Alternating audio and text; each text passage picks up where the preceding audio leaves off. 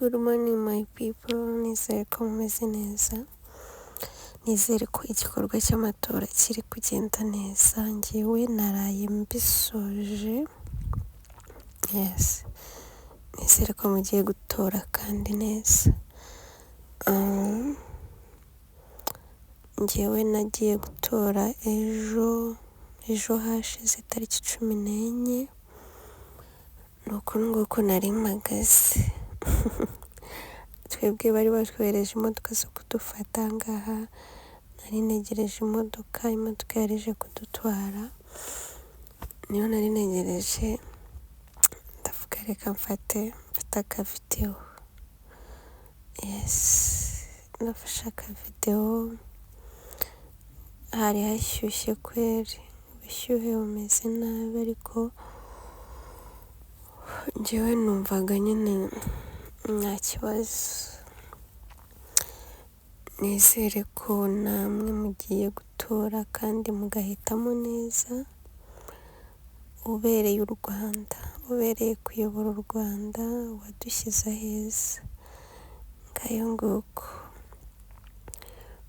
mu nzira rero tugenda tugiye gutora, ntago nafashe video ndende kubera ko ntago nari nabiteganyije, nari mbizi yuko n'ubundi kujya gutora ntago twari twemerewe telefone, kwinjira na telefone.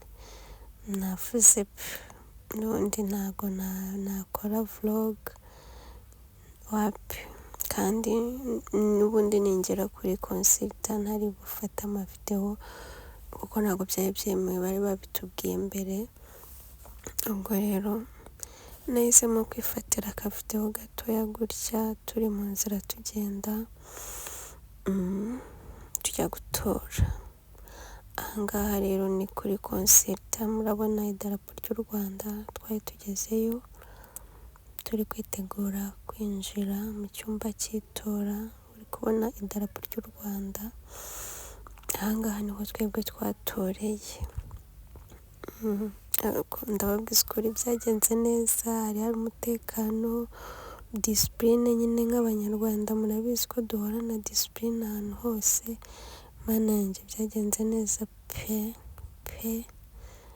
rwose. Ahangaha naho nafashe akavideo gutya tumaze gutora, hano mfite ama emotion. Mana yanjye maze gutora numvaga nishimye, abantu bari bakirimo kuza gutora, nari mfite ama emotion mana,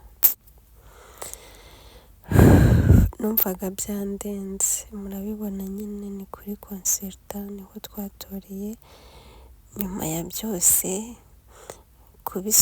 maze kubisoza mpita mvuga reka mfate selfie ko kwereka abavandimwe banjye, inshuti zanjye ko natoye. Mugire umunsi mwiza.